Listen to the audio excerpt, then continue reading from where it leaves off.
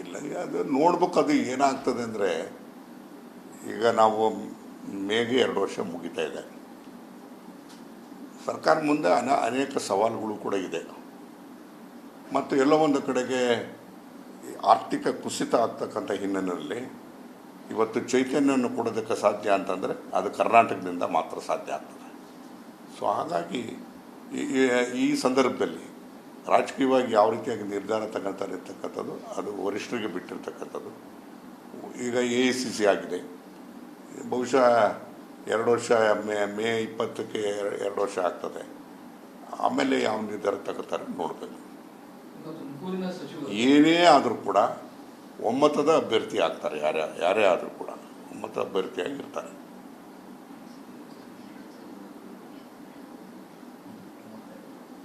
ನಿಮ್ಮ ತುಮಕೂರಿನ ಸಚಿವರು ಹನಿ ಟ್ರ್ಯಾಪ್ ವಿಚಾರವನ್ನ ಸದನದ ಒಳಗೆ ಪ್ರಸ್ತಾಪ ಮಾಡಿದ್ರು. ಇದರಿಂದ ಪಾರ್ಟಿಗೆ ಡ್ಯಾಮೇಜ್ ಆಗಿಲ್ವಾ ಸರ್? ಈಗ ಅದು ಪ್ರಸ್ತಾಪ ಮಾಡಿದ್ದು ಆಗೋಗಿದೆ. ಅದನ್ನು ಹೋಮ್ ಮಿನಿಸ್ಟ್ರು ಎನ್ಕ್ವೈರಿ ಮಾಡ್ತೀವಿ ಅಂತೇಳಿ ಹೇಳಾಗಿದೆ. ಈ ಹಿನ್ನೆಲೆ ಎನ್ಕ್ವೈರಿಗಳು ಇನ್ವೆಸ್ಟಿಗೇಷನ್ಸ್ ಯಾವ ಪ್ರಮಾಣದಲ್ಲಿದೆ, ಯಾವ ಪ್ರಕಾರ ನಡೀತಿದೆ ಅಂತಕ್ಕಂಥದ್ದು ನಮ್ಗೆ ಅರಿವಿಲ್ಲ. ಸೊ ಈ ಹಿನ್ನೆಲೆಯಲ್ಲಿ ನಾವು ಯಾವುದೇ ಥರವಾಗಿ ಧ್ವನಿಗೂಡಿಸ್ತಕ್ಕಂಥದ್ದು ಸರಿಯಾಗೋದಿಲ್ಲ. ಎಲ್ಲೋ ಒಂದು ಕಡೆಗೆ ಬಹುಶಃ ಸಚಿವರು ಆ ರೀತಿಯಾದಂಥ ಹೇಳಿಕೆ ಮಾಡಬೇಕಾದಾಗ ವಿತ್ ಆಲ್ ಕಾಷಿಯಸ್ ಆಗಿ ಯೋಚನೆ ಮಾಡಿದ್ದಾರೆ ಅಂತೇಳಿ ನನಗೆ ಅನ್ನಿಸ್ತದೆ. ಬಹುಶಃ ಅದನ್ನು ಏಕಾಏಕಿ ಮಾಡಿರ್ಲಿಕ್ಕೆ ಸಾಧ್ಯ ಇಲ್ಲ. ಎಲ್ಲರ ಹತ್ರ ಚರ್ಚೆ ಮಾಡಿ ಏನೋ ಮಾಡಿರ್ಬೋದು ಅಂತ ಕಾಣ್ತದೆ. ಸೊ ಅದ್ರ ಜೊತೆಗೆ ನಮಗೊಂದೇ ದುಃಖ ಆಗಿದ್ದು ಅಂತೇಳಿದರೆ, ಈ ಸದನ ಕೇವಲ ಹನಿ ಟ್ರ್ಯಾಪು, ಹನಿಮೂನು, ಅದ್ರ ಜೊತೆಗೆ ಎಂಥದ್ದು ಹರ್ಷವರ್ಧಿನಿ, ರಣ್ಯಾರಾವ್ ಗೋಲ್ಡ್ ಸ್ಮಗ್ಲಿಂಗ್, ಇದರಲ್ಲೇ ಅದು ವಿಧಾನಸಭೆ ಮುಗಿದೋಯ್ತಲ್ಲ. ಬಜೆಟ್ ಸೆಷನ್ನಲ್ಲಿ ಬಡ್ಜೆಟನ್ನು ಇವತ್ತು ಮುಖ್ಯಮಂತ್ರಿಗಳು ರಿಪ್ಲೈ ಕೊಡೋದಕ್ಕೆ ಸಾಧ್ಯ ಆಗಲಿಲ್ಲ. ಎಲ್ಲೋ ಒಂದು ಕಡೆಗೆ ಅದನ್ನು ಬೇರೆ ಸಂದರ್ಭದಲ್ಲಿ ಎತ್ಕೋಬೋದಾಯಿತು, ಅಥವಾ ಮಾಧ್ಯಮದ ಮುಖೇನ ಎತ್ಕೋಬೋದಾಯಿತು. ಇವತ್ತು ವಿಧಾನಸಭೆಯಲ್ಲಿ ವಿಚಾರವನ್ನು ಎತ್ಕೊಂಡು ಎಲ್ಲ ಒಂದು ಕಡೆಗೆ ಒಂದು ಕೆಟ್ಟ ಪರಂಪರೆ ಪ್ರಾರಂಭ ಆಗಿದೆ. ಇವತ್ತೆಲ್ಲ ಒಂದು ಕಡೆಗೆ ಇಂಥ ವಿಚಾರಗಳನ್ನ ಏನೇ ಇದ್ದಾಗ್ಯೂ ಕೂಡ ಇಂಥವೆಲ್ಲ ಹೆಚ್ಚು ಚರ್ಚೆ ಆಗೋಕ್ಕೆ ಅವಕಾಶ ಕೊಡಬಾರ್ದಾಗಿತ್ತು.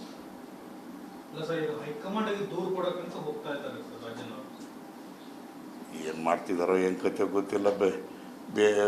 ಡೆಲ್ಲಿಗೆ ಹೋಗುವಾಗೆಲ್ಲರೂ ಒಂದೊಂದು ಕತೆಗಳಿದ್ದೇ ಇರ್ತದೆ. ಕೊಡ್ಬೋದು ಬಿಡ್ಬೋದು, ಅದು ಪ್ರಶ್ನೆ ಬೇರೆ. ಬಟ್ ಈಗ ಆಗೋಗಿದೆ ತಾನೇ. ಈಗ ಸತ್ಯಾಂಶ ಏನು ಅಂತ ಗೊತ್ತಾಗಬೇಕು. ಸತ್ಯಾಂಶ ಏನು ಅಂತಂದರೆ, ಇವತ್ತು ಬರೀ ಹನಿ ಟ್ರ್ಯಾಪ್ ಜೊತೆಗೆ ಮರ್ಡರ್ ಪ್ಲಾಟು ಇದೆ, ಗೋಲ್ಡ್ ಸ್ಮಗ್ಲಿಂಗ್ ಇದೆ. ಇವೆಲ್ಲ ಹೀನಿಯಸ್ ಆ್ಯಂಡ್ ಸೀರಿಯಸ್ ಅಫೆನ್ಸಸ್. ಇದು ಎಲ್ಲ ಒಂದು ಕಡೆಗೆ ಒಂದು ವಿಧಾನಸಭೆಯಲ್ಲಿ ಚರ್ಚೆ ಆದಾಗ ಸತ್ಯಾಂಶ ಏನು ಅಂತಕ್ಕಂಥದ್ದು ಇವತ್ತು ಜನರಿಗೆ ತಿಳಿಬೇಕಾಗತ್ತೆ, ಗೊತ್ತಾಗಬೇಕಾಗ್ತದೆ. ಬಹುಶಃ ಇದನ್ನು ಹೋಮ್ ಮಿನಿಸ್ಟ್ರೇ ಜವಾಬ್ದಾರಿ ತಗೊಂಡಿರೋದ್ರಿಂದ ಸತ್ಯಾಂಶ ಈಚೆ ಬರ್ತದೆ ಅಂತೇಳೋದು ಅಂತ ಅನ್ನಿಸ್ತದೆ.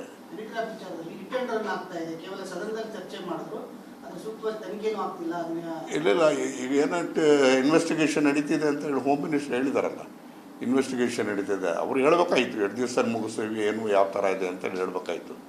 ಇನ್ವೆಸ್ಟಿಗೇಷನ್ ಇದ್ದಾಗ ಮಂತ್ರಿಗಳಾಗಿರತಕ್ಕಂಥವ್ರು ಹೆಚ್ಚು ಹೇಳಿಕೆ ಮಾಡ್ತಕ್ಕಂಥದ್ದು ಏನು ಅವಶ್ಯಕತೆ ಇರಲ್ಲ. ಆದರೆ ಎನ್ಕ್ವೈರಿ ಯಾವ ಮಟ್ಟಕ್ಕಿದೆ, ಎಲ್ಲಿಗೆ ಹೋಗಿದೆ ಅಂತಕ್ಕಂಥದ್ದನ್ನು ಕೂಡ ಜನಗಳು ಹೇಳ್ಬೇಕಾಗಿತ್ತು. ವಿಧಾನಸಭೆಯಲ್ಲಿ ಚರ್ಚೆ ಆಗಿರ್ತಕ್ಕಂಥ ಹಿನ್ನೆಲೆಯಲ್ಲಿ ಅದು ಎಲ್ಲೋ ಒಂದು ಕಡೆಗೆ ಜನರು ಕಾತರರಾಗಿರ್ತಾರೆ, ಏನಿದು ಪ್ರಕರಣ ಅಂತೇಳಿ. ಅದಕ್ಕೆ ಜನಕ್ಕೆ ಇವತ್ತು ಸತ್ಯಾಸತ್ಯತೆ ಏನು ಅಂತಕ್ಕಂಥದ್ದನ್ನು ಮನವರಿಕೆ ಮಾಡ್ತಕ್ಕಂಥ ರೀತಿಯಲ್ಲಿ ಅದು ಹೋಗ್ಬೇಕಾಗ್ತದೆ.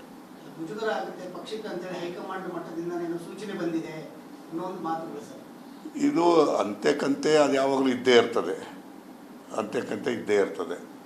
ಆದರೆ ಈಗ ನೆನ್ನೆ AICC ಆಗಿದೆ. AICCನಲ್ಲೂ ಕೂಡ ವರ್ಕಿಂಗ್ ಕಮಿಟಿ ಕೂಡ ಆಗಿದೆ. ವರ್ಕಿಂಗ್ ಕಮಿಟಿನಲ್ಲಿ ಅಥವಾ ಅಲ್ಲಿ ಮಲ್ಲಿಕಾರ್ಜುನ್ ಖರ್ಗೆರವರು ಕರ್ನಾಟಕದವರೇ ಆಗಿರೋದ್ರಿಂದ ಅವರೆಲ್ಲರಿಗೂ ಕೂಡ ಗೊತ್ತಿರ್ತದೆ.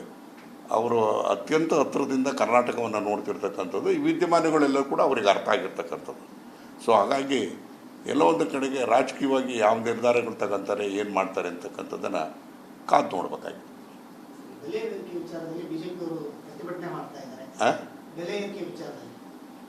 ನೋಡಿ, ಅವರೇನೋ ಆರಂಭ ಷರತ್ತು ಮಾಡಿದ್ರು, ಆರಂಭಶೂರತ್ವ ಮಾಡಿದರು. ಆದರೆ ನಿನ್ನೆಯಿಂದ ಧ್ವನಿ ಸ್ವಲ್ಪ ಕಡಿಮೆ ಆದಂಗೆ ಕಾಣ್ತದೆ. ಅದು ಯಾಕೆ ಅಂದರೆ 50 ರೂಪಾಯಿಗೆ ಸಿಲಿಂಡರ್, ಡೀಸೆಲ್ ಪೆಟ್ರೋಲ್ 2 ರೂಪಾಯಿ, ಇದೆಲ್ಲ ನೋಡಿದಾಗ ಅವರು ಯಾವ ನೈತಿಕತೆ ಇಟ್ಟುಕೊಂಡು ಹೋರಾಟವನ್ನು ಬೀದಿಗೆ ಬಂದು ಹೋರಾಟ ಮಾಡ್ತಾರೆ? ಬೆಲೆ ಏರಿಕೆ ವಿರುದ್ಧವಾಗಿ ಹೋರಾಟ ಮಾಡ್ತಕ್ಕಂಥ ಒಂದು ರಾಜಕೀಯ ಪಕ್ಷ ಇವತ್ತು ಅವ್ರದ್ದೇ ಆದಂಥ ಸರ್ಕಾರ ಕೇಂದ್ರದಲ್ಲಿರಬೇಕಾದಾಗ ಆಗಿರ್ತಕ್ಕಂಥ ಅನಾಹುತ ಏನು?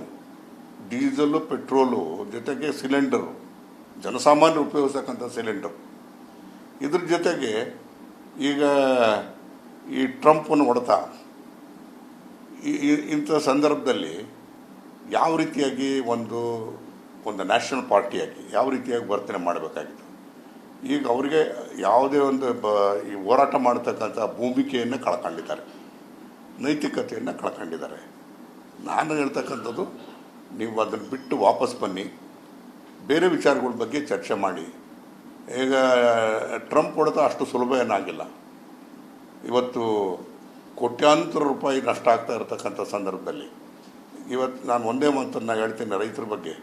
ಬೆಳಿಗ್ಗೆ ವಾಕಿಂಗ್ ಬರಬೇಕಾದಾಗ ಟೊಮೊಟೊ ಕೇಳಿದರೆ 1 ರೂಪಾಯಿ ಕೆ ಜಿ, ಬೆಳ್ಳುಳ್ಳಿ ಕೇಳಿದರೆ 3 ರೂಪಾಯಿ ಕೆ ಜಿ, ಈ ರೀತಿಯಾಗಿ. ಆಮೇಲೆ ಹಾವೇರಿ ಆ ಕಡೆಗೆಲ್ಲ ರೈತರೆಲ್ಲದೂ ಕೂಡ ನಾವೇನು ಹಾರ್ವೆಸ್ಟೇ ಮಾಡೋಕ್ಕಾಗೋದಿಲ್ಲ ಅಂತ ಕೈ ಬಿಟ್ಟು ಕೂತಿರ್ಬೇಕಾದಾಗ ನಾವು, ಆಮೇಲೆ ಇನ್ನೊಂದು ಮಾತನ್ನು ನಾನು ನಿಮ್ಗೆ ಹೇಳ್ತೇನೆ. ಹಿರಿಯೂರಿನಲ್ಲಿ ನಾನು ಕೃಷಿ ಮಂತ್ರಿ ಆಗಿದ್ದಂಥ ಸಂದರ್ಭದಲ್ಲಿ 26-27 ವರ್ಷದ ಕೆಳಗೆ 4 ನಾನೇ ಅಧ್ಯಕ್ಷನಾಗಿ ಮಾಡಿದಂಥದ್ದು ಒಂದು ಫುಡ್ ಪಾರ್ಕನ್ನು ತೆಗೆದಿದ್ವಿ. ಒಂದು ದೊಡ್ಡ ಫುಡ್ ಪಾರ್ಕ್ ಇರ್ತಕ್ಕಂಥದ್ದು ಹಿರಿಯೂರಲ್ಲಿ, ಮತ್ತು ಒಂದು ಕಲಬುರಗಿನಲ್ಲಿ, ಅಲ್ಲ ಜೇವರ್ಗಿನಲ್ಲಿ, ಇನ್ನೊಂದು ಇಲ್ಲಿ ಆನೆಕಲ್ಲು, ಇನ್ನೊಂದು ಒಟ್ಟು 4 ಇದೆ. ಅದಕ್ಕೆ ಸರ್ಕಾರನೂ ಕೂಡ ಸಾಕಷ್ಟು ಬಂಡವಾಳ ಹಾಕಿದೆ. ಇನ್ನೇನಿದ್ರು ಏನಪ್ಪ ನಾನು ಯಾಕೆ ಹೇಳ್ತಿದ್ದೀನಿ ಅಂತಂದರೆ, ಇನ್ನು ಕೃಷಿಗೆ ಆದ್ಯತೆ ಕೊಡಬೇಕಾಗ್ತದೆ. ಕೃಷಿಗೆ ಆದ್ಯತೆ ಕೊಡಬೇಕು ಅಂತಂದಾಗ ಮೂಲಭೂತ ಸೌಕರ್ಯ ಅಂತಂದರೆ ಒಂದು ಏರ್ಪೋರ್ಟೂ ಕೂಡ, ಕಾರ್ಗೋ ಎಕ್ಸ್ಪೋರ್ಟ್ ಮಾಡೋದಕ್ಕೂ ಕೂಡ ಏರ್ಪೋರ್ಟು ಕೂಡ ಭಾಳ ಮುಖ್ಯ ಆಗ್ತದೆ.